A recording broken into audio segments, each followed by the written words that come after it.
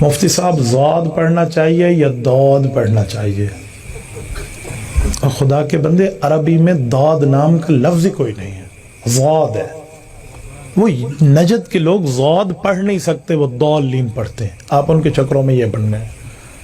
یہ عربی کے الفاظ اردو میں جب ہم بولتے ہیں تو وہ لفظ اردو کا نہیں ہوتا عربی کا ہے۔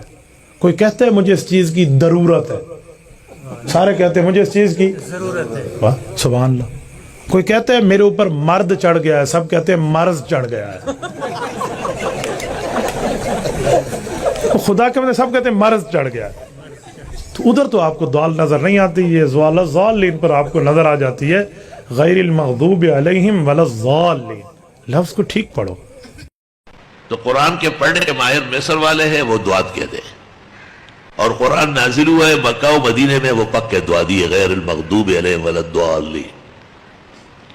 تو دعات کی جگہ زوات کلمۃ اجنبیۃ، ایک پرایا کلمہ ہے جو قرآن میں ڈالا جا رہا ہے۔ ملا علی قاری نے اور بہت سارے اکابر نے دعات کی جگہ زوات کہنے والے کی نماز کو فاسد کہا ہے، اور اگر اس نے اس ارادے سے ہی پڑھا کہ یہ حرف زواد ہی ہے تو کفرا وصار مرتدا وبانت امرأتہ عنہ۔ نہ جانے کہ اہل حق میں یہ مرض کہاں سے آیا ہے۔ فقی الہند اور محدث الہند مولانا رشید احمد گنگوئی سے کئی سوالات ہوئے، ایک سوال کے جواب میں کہتے ہیں بہرحال پر دال پڑھا کرے، دعاد دعاد ضالین مغضوب ضلال مبین۔ یہ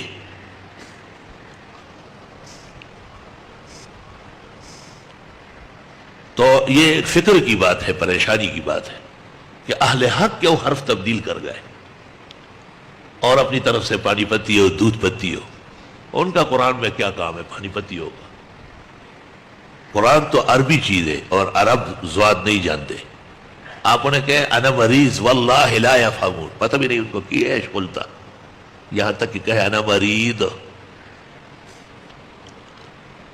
یہاں ایک عالم نے مجھے خط لکھا، ایک پمفلٹ سا بھیجا، میں نے اس کے جواب میں صرف اس سے پوچھا کہ چند سال پہلے آپ نے قراء کو لے کے آئے لاکھوں روپے خرچ کر کے، اور گلستان جوہر کے ایک محفل میں ایک لڑکے نے تلاوت کی اور اس نے زواد پڑھا، تو قرآن نے کہا اس لڑکے کو نیچے اتارو ورنہ آپ کام چھوڑ کے جا رہا ہے۔ بڑی مشکل سے ان کو راضی کیا، انہوں نے کہا ہمارے ہوتے ہوئے قرآن غلط پڑھا جا رہا ہے، زواد کہاں ہے عربی میں؟